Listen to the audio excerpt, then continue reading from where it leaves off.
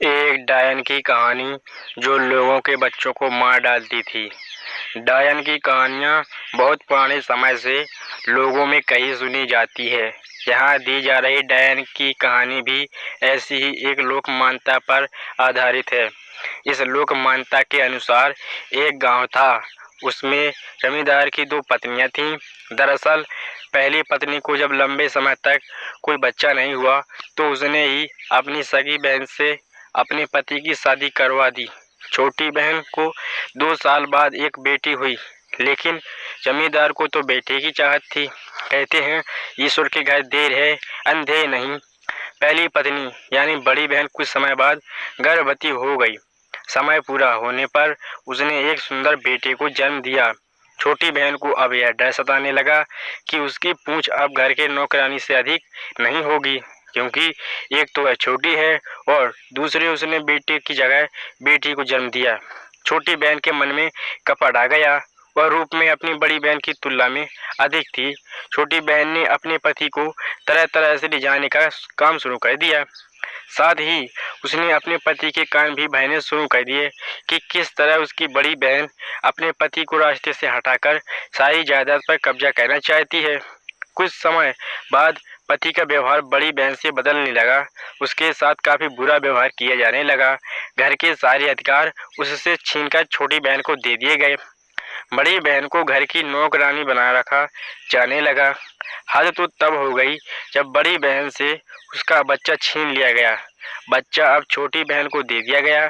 छोटी बहन को अपनी बड़ी बहन के बच्चे से नफरत थी। वह उसको खूब परेशान करती और उसका ध्यान भी नहीं रखती। बड़ी बहन अपने बच्चे को मिलने के लिए तड़पती, लेकिन छोटी बहन उसे नहीं मिलने देती। माँ और बच्चा दोनों एक दूसरों की जुदाई ज्यादा दिन बर्दाश्त नहीं कर पाए। पहले बच्चे ने इस दुनिया को अलविदा कहा। बच्चे के गम में बड़ी बहन भी दुनिया छोड़कर चली गई। मरने से पहले बड़ी बहन ने एक लंबा खत लिखा। इस खत में उसने पूरे गांव वालों को बताया कि किस तरह उसकी छोटी बहन और उसके पति ने उस पर और उसके बच्चों पर अत्याचार किए। उसने खत में लिखा है कि वह यह शरीर जरूर छोड़ रही है, लेकिन वह इस अपराध का बदला लेने के लिए वापस आएगी। गांव वालों ने भी इस अत्याचार को चुपचाप देखा, इसलिए उनको भी इस अपराध की सजा भुगतनी होगी।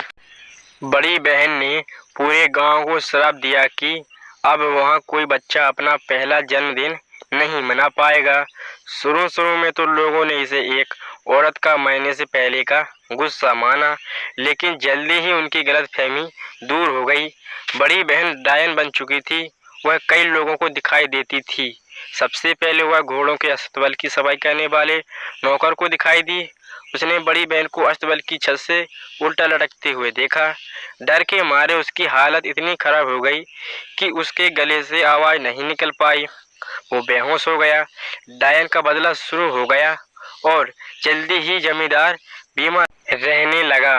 वह रात को नींद बेहोशी में बड़ी बहन को आवाज लगाता। वैद्य हकीम की कोई दवाई काम न करती। उसके पूरे शरीर में घाव हो गए, जिसमें से मवाद निकलती रहती। इस कदर बदबू आती कि कोई नजदीक नहीं जा पाता। छोटी बहन को भी चमड़ी का रोग हो गया और पूरे शरीर में खुजली होती रहती। वैद्यों और हकीमों ने उसकी बेटी को उससे दूर रहने को कहा, ताकि यह बीमारी उसकी बेटी को ना हो। छोटी बहन खूब माफी मांगती और मिन्नतें करती कि डायन बनी उसकी बड़ी बहन उनको माफ कर दे, बख्श दे। डायन ने अपना रूप दिखाना शुरू कर दिया था। गांव में हैजा फैला और जितने छोटे बच्चे थे सबके सब काल के गाल में समा गए। गांव वाले समझ गए कि अब इस गांव में रहना नामुमकिन है, तो वे अपने माल असबाब लेकर गांव से भाग गए। गांव में कुल मिलाकर 3 लोग रह गए, जमींदार, उसकी बीवी और उसकी बेटी। एक दिन सुबह सुबह बेटी की लाश घर के कुएं में मिली।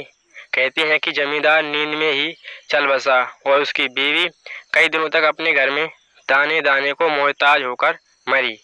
अब उस गांव में कोई नहीं रहता। वहां झाड़ियां और पेड़ उगाए हैं।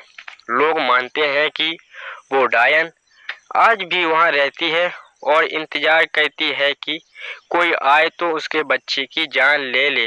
वहां से गुजरने वाले लोगों को आज भी एक औरत अक्सर दिखाई देती है जो उस पुरानी हवेली के खंडरों में बस यूं ही भटकती रहती है। शुक्रिया। वीडियो देखने के लिए धन्यवाद।